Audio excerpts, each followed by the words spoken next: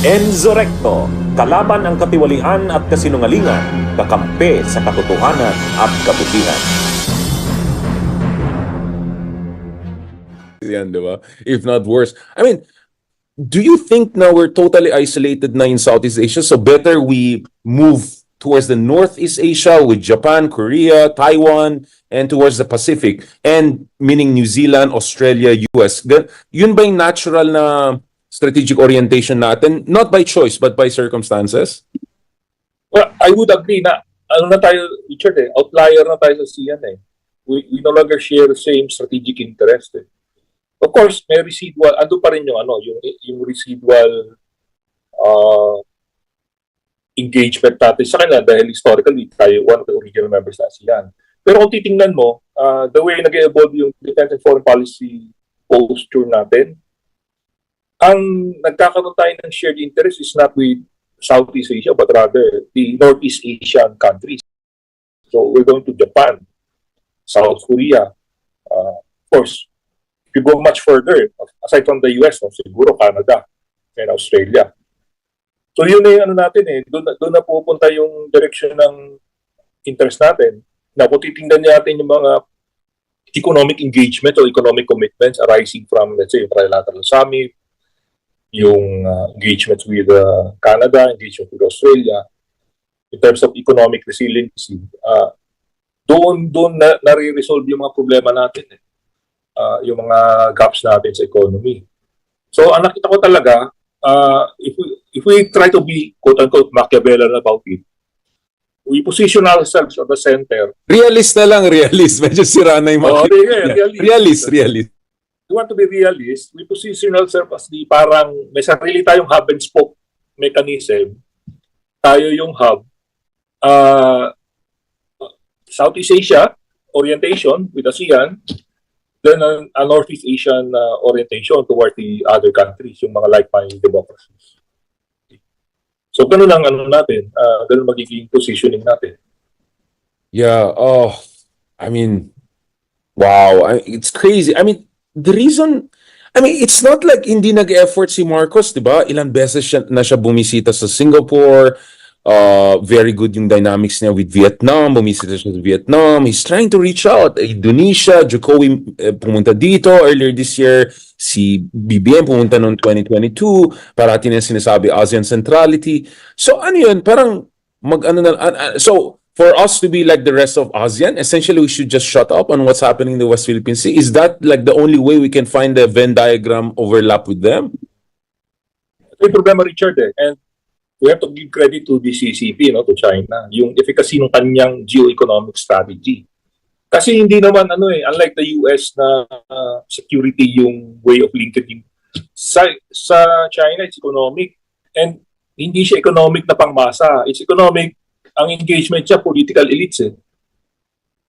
Co-optation, essentially. It's economic strategy. Tapos, tinapatan mo ng United Front Work strategy. Given that recipe, what do you think will happen? So we have yung political leadership ng mga countries ng ASEAN o Southeast Asia gravitating towards China. Okay. Yun yung binabangga ni President Marcos, hindi natin kaya yun. Kasi wala tayong critical mass para na compare to China para to develop influence. Particularly among the political elites ng ating neighbors to swing them to our way. Best effort siguro diplomatic mission tayo with the ASEAN countries.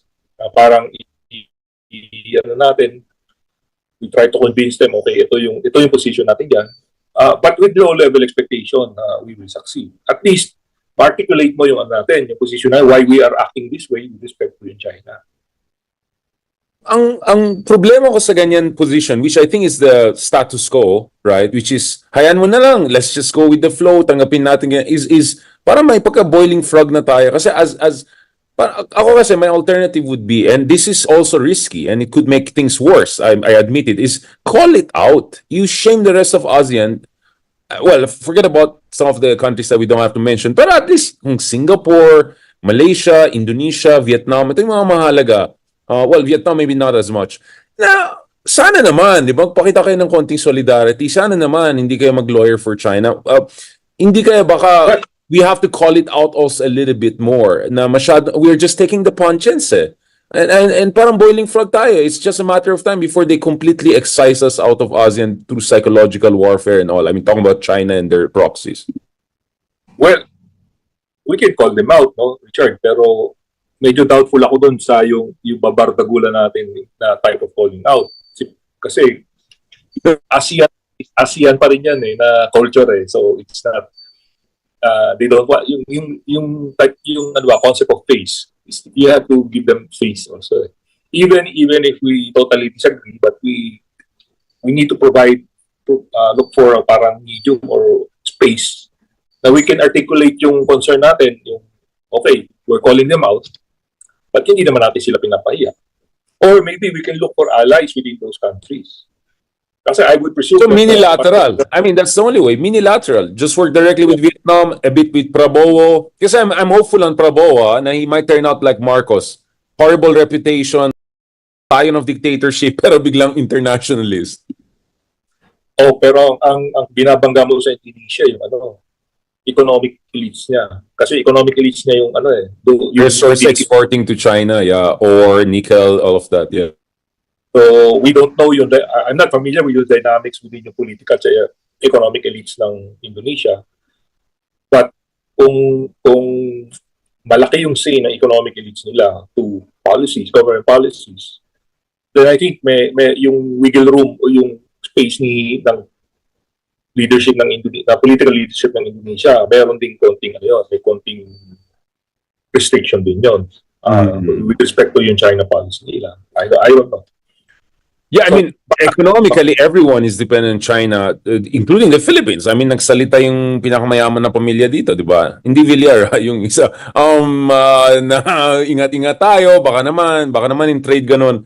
Pero ako, I don't know, kasi ako, I count on vanity of Prabowo, these kind of leaders, that, you know, Indonesia is not just a factotum of China. Hindi lang tayo mina lang ng China, di ba? Na Indonesia is also a G20 country, you know, a major force, non-aligned, blah, blah, blah.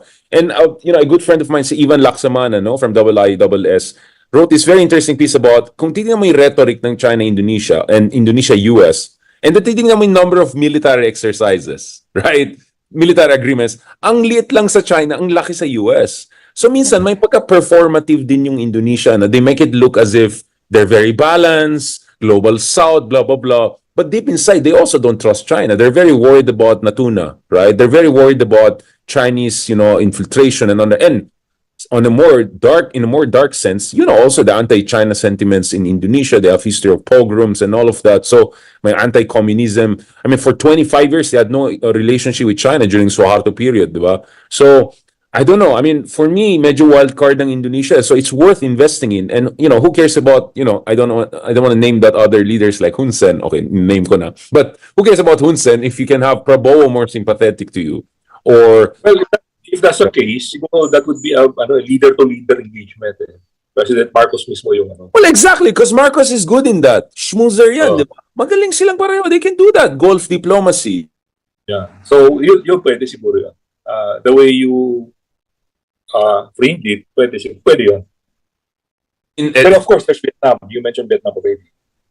Yeah, exactly. I mean, again, I see the wisdom of Marcos' strategy. Eh. Like, don't expect 10, but maybe we can get 5 or 6 out of this. That's better than 0, right? Reach out to Vietnam, reach out to Indonesia, and then let's see with Anwar. Sabi ni Anwar naman, nag-usap daw sila ni Marcos, gets niya yung side ng Philippines, so he will push for aggressive diplomacy next year. Kasi ang chairman ng ASEAN is Malaysia next year. At for sure, Gaza will be number 1 issue to them for understandable reasons. But ang hope natin is sana naman on the West Philippines, hindi sila mag-Cambodia. They'll do slightly better than Indonesia, hopefully even. Dahil direct claimant state din sila.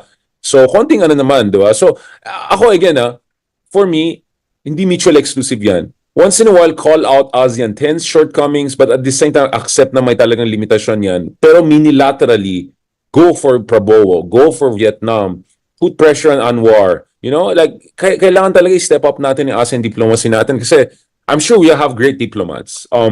Pero sa pagkaintindi ko, pagdating sa ASEAN, very conservative yung diplomacy natin. Hindi siya kasing aggressive ng, you know, European diplomacy natin or American diplomacy or definitely Chinese diplomacy natin. So ako, I suggest a little bit more Carino Brutal, di ba? Ako kasi I love ASEAN. I'm very proud that we have an organization with ASEAN. I can go to Vietnam, Brunei, any country in the region without the need for visa. Di ba? It's a big deal to me, this accessibility, this common cultures. So, na-hurt talaga ako, Admiral, no? Yung idea na parang pinupush out na tayo, na-OOP na tayo sa sarili natin riyon. Hindi naman tayo Kano, hindi naman tayo Hapon. We're neither Northeast Asian nor white. I mean, we're not. We're Pacific, Southeast Asian people. So, I just have mixed feelings on that. But I see where you're coming from. Now, Justice, in the meantime, baka ma-depress lang tayo sa ASEAN na yan. Let's get more depressed. Hindi naman. Dito sa Ayungin Shoal, and this is why I wanted to really talk to you, Admiral. What's the good, what's the bad, what's the ugly? Kasi for me, the good is, correct me if I'm wrong, mukhang na-fortify na natin yung kailangan natin i-fortify. Diba? I was told na baka for the next 10 years, medyo okay yung structure natin dyan sa BRP Madre. So, mukhang construction materials go. Correct me if I'm wrong. I have metallurgical engineering friends who are kind of skeptical about it, but you correct me on that. You're the Navy man. The bad is, China has crossed a psychological barrier. Yung idea na they can just forcibly come in and disarm us and humiliate us and wala silang pake kung ano mo yan, ma-transparency mo yan or hindi. And the ugly is, what if they'll do that en masse, like yung ginagawa nila sa Himalayas sa mga Indians, but 10-to-1 ratio, yung magde-drop sila ng tao with machetes and whatever kung fu stuff. Dyan sa BRP Madre. What is your take on this good, bad, and ugly situation? Is it all bad? Is it all good? Is it all ugly? Like, what are the shades of concerns and also relative credit that we should give to the administration? Okay, deconstruct natin yung problem that you posed to me. Number one, Sierra Madre can still withstand for 10 years. Okay? Now, yung Sierra Madre kasi nakapatong yan doon sa pinaka-low, nakapatong siya mismo sa shoal O hindi yan mangyari, lulubog. Okay? Ang repair kasi na ginagawa natin sa Sierra Madre is actually more for habitability purposes. To make it comfortable sa tropa natin sa loob that are staying there or deployed there. So yun yung constantly nire-repair natin. We're not actually repairing the entire ship. Okay? Just a portion of it, yung section that contains yung living spaces ng ating tropa. So, if your information is correct, pwede pa siya ng 10 years, that's good. But of course, it's not just structural. There are peripheral systems that needs to be in place. Yes, please explain. Yung water, yung potable water, fuel, kaya mo rin na port ng power doon for your electronic equipment, yung radio, yung communications mo. So, yung maganon. So even if you say 10 years, you still have those sort of nitty-gritty problems, yung the devil in the details type of problems that you will encounter. So, or maybe, Admiral, sorry to again simplify. So maybe the skeletal part has been kind of fixed, but the meat, the steak, yun yung kulang, di ba? Electronics, food, supply, all of those things. Yeah. Second, and this is the vulnerability na posisyon natin. Kasi yung weak vulnerability yung critical vulnerability ng posisyon natin sa Ayungin is not the Sierra Madre itself. It's the mobility corridor or supply corridor that we need to maintain to sustain yung Sierra Madre. Okay? And that's that supply corridor between Ayungin Shoal and mainland Palawan kasi doon yung pinagagalingan ng ating supply ship. Okay? So that's the vulnerability natin Tapos, the reason why nagkakaproblema tayo is merong capability yung kabila na hindi natin mahihirapan tayong i-offset. And that's capability nila to swarm vessels. Be it PLA Navy, be it Coast Guard, be it militia. We've seen that they've done that sa Scarborough Shoal during yung civilian convoy. And they've been doing that in some areas also in the Spratly Island. So yung capability to swarm is basically inherent to their yung strength nila yun, critical strength nila yun. Okay?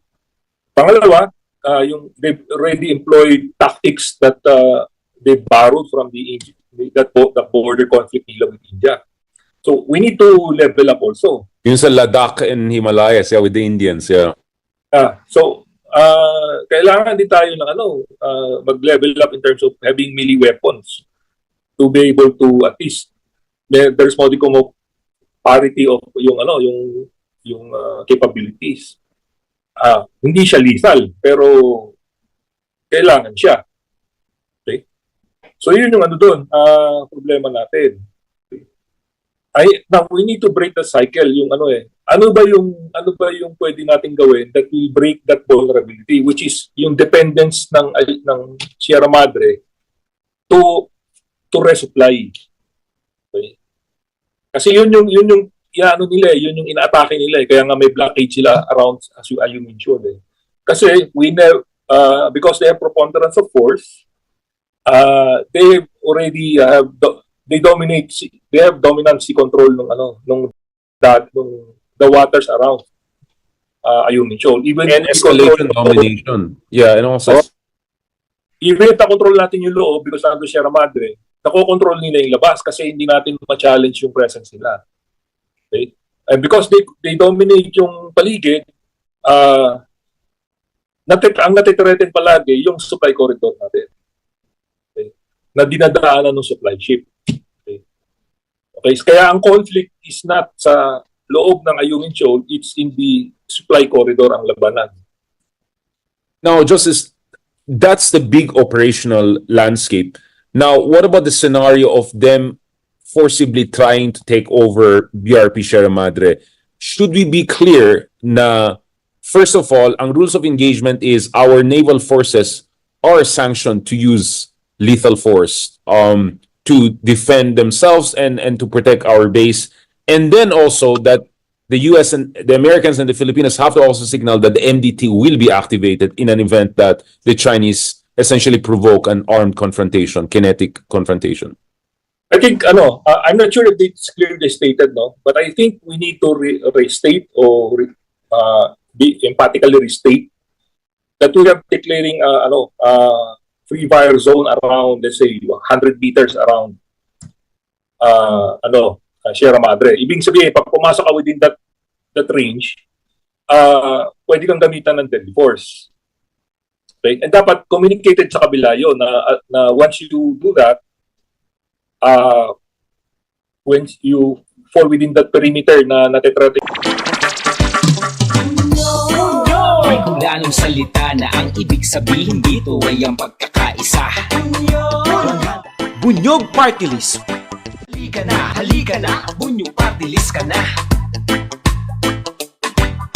Halika na, bunyog party list ka na. Sa susunod, ang atinang suportahan, Bunyog Party List, nagtataguyod ng katotohanan, lumalaban para sa bayan.